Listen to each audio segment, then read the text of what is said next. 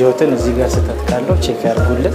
እኔ ስህተት ስልክ ቁጥር ፓስፖርት ስካን ስላደረግን ቀጥታ ወደ ፊክስ መረጃ እንሄዳለን።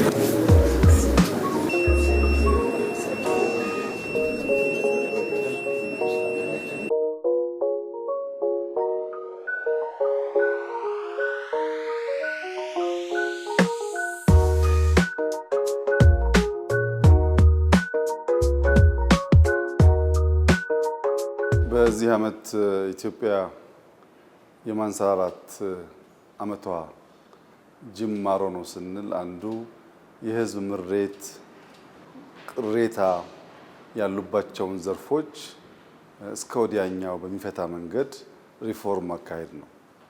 የኢትዮጵያ ህዝብ የተሰሩ ስራዎች ያደንቃል፣ ለተሰሩ ስራዎች ድጋፍ ይሰጣል።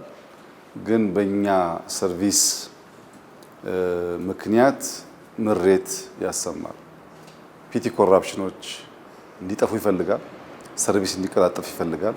ይሄን ለመፍታት ባለፉት 6-7 ወራት ሰፋፊ የስትራቴጂ የጥናት ስራዎች ሲሰሩ ቆይተው ዛሬ መሶብ ተወልዷል። መሶብ የአንድ ማዕከል አገልግሎት መስጫ ቦታ ነው።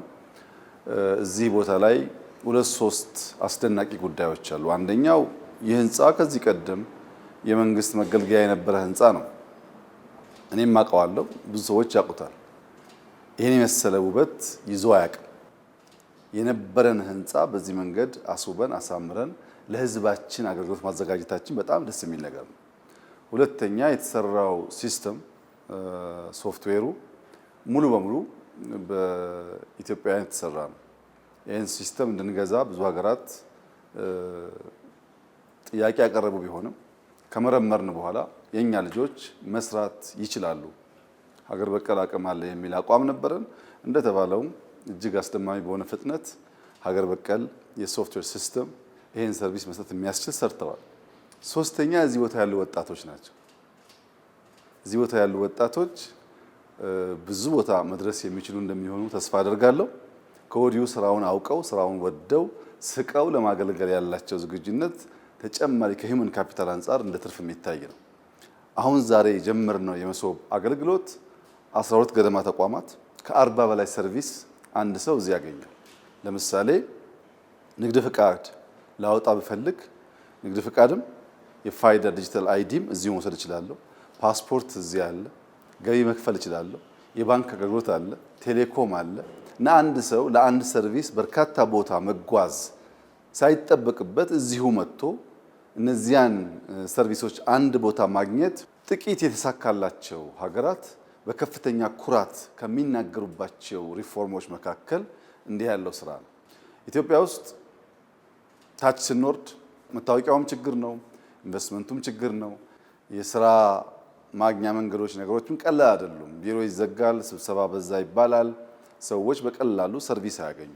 ይሄን ለመፍታት ሁለት መንገድ ነው መንግስት የተከተለው። አንደኛው ቀበሌ ዋናው የመንግስት አካል ሆኖ መሰረት ሆኖ ቀበሌ ማዘመንና ሰርቪስ መስጠት የሚያስችል ተቋም ማድረግ ነው። ሁለተኛው መሶብን በእኛ ልጆች በእኛ ሲስተም እዚህ ቦታ መጀመር ነው። ይሄ ለኢትዮጵያ ሕዝብ ትልቅ የምስራች ነው። በሌብነት ላይ ያለን ጥላቻ፣ በሌብነት ላይ ያለን ጥያቄ ፈር እየያዘ የሚሄደው ሲስተም ስንጠቀም። ሲስተም ካልተጠቀምን ሰውና ሰው የሚያደርጉትን የሁለት አካላት ድርድርና ስምምነት በቀላሉ መንግስት ይደርስበት አይችልም። ሌብነት በውስጥ ያለ ክፉ ስፕሪት ስለሆነ በቀላሉ ማወቅ አይቻልም። በገቢዎች ምሬት አለ፣ በኦዲት ድርድር አለ፣ ገቢዎች ይደራደራሉ ይባላል። ወደ ሲስተም ሲመጣ ወደዚህ ሲመጣ ያ ነገር እየቀነሰ ይሄዳል። ፓስፖርት ላይ የወረፋ ጥያቄዎች አሉ፣ እዚህ ሲመጣ ይቀንሳል። ይሄ ቦታ ብቻውን በቂ አይደለም። በየከተማው አዳማ ያስፈልገዋል፣ ባህር ዳር ያስፈልገዋል፣ ጅጅጋ ያስፈልገዋል፣ ሐዋሳ ያስፈልገዋል፣ አርባ ምንጭ ያስፈልገዋል። ሁሉም የክልል ዋና ዋና ከተሞች እና በርከት ያለ ሰው የሚኖርባቸው ከተሞች እንደዚህ ያለውን ቦታ እና አገልግሎት መስጠት መጀመር አለባቸው። ያ ሲሆን ህዝባችን የሚረካበት፣ ሌብነት የሚጠፋበት፣ ስራ የሚቀላጠፍበት፣ ኢንቨስትመንት በፍጥነት የሚያድግበትን አውድ በኢትዮጵያ ውስጥ መፍጠር ይቻላል ማለት ነው። ባለፉት ጥቂት ዓመታት ከሲስተም ጋር የሚያያዙ ዛሬውን ውጤታቸው የማይታይ በዘላቂነት ግን የኢትዮጵያን ኢኮኖሚ ለመሸከም የሚያስችላቸው ስራዎች ሰርተናል። ለምሳሌ የኳሊቲ ኢንፍራስትራክቸር ኤኒኮያ የሚባለው ተቋም በጣም ትልቅ አቅም ነው ለኢትዮጵያ። ከጥቂት ወራት በፊት ተመርቋል። እዚሁ አካባቢ ነው ያለው። ልክ እንደዚሁ ዛሬ ደግሞ መሶብ ተመርቋል። ይሄ ትልቅ አቅም ነው። እያንዳንዱ ዜጋ ዛሬ የመሶብን ፋይዳ መገንዘብ ይቸገር ይሆናል። ነገር ግን መታወቂያ የቸገረው ቀን፣ ንግድ ፍቃድ የፈለገ ቀን፣ ፓስፖርት የፈለገ ቀን፣ ሁሉንም ሰርቪስ በአንድ ታክሲ፣ ሁሉንም ጉዳይ በአንድ መንገድ፣ በአንድ ቀን ቀጠሮ ሰብሰብ ባለ ቦታ ደስ እያላቸው በሚያገለግሉ ዜጎች መሰጠት ሲጀምርና ሲደርሰው ያኔ እርካታ ይፈጠራል። እዚህ ቦታ አብዛኛው ነገር ሲስተሚክ ነው።